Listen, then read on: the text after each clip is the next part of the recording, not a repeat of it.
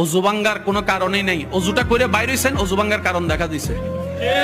কোন রকম কষ্ট করে নামাজে গেছেন, আল্লাহু আকবার, সারা দুনিয়া চিন্তা সব।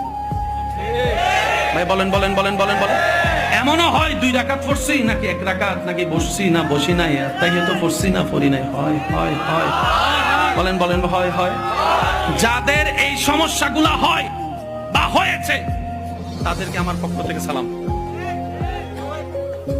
ওয়ালাইকুম সালাম বলছে, মানে সালামের উত্তর দিছে আর কি আমার ভাই। জোরে বলেন, তাদেরকে আমার পক্ষ থেকে সালাম। কেন? এতদিন আপনারা এই বিষয়টা নিয়ে মন খারাপ করেছেন, কিন্তু মন খারাপ না, এটা খুশি হওয়ার বিষয়।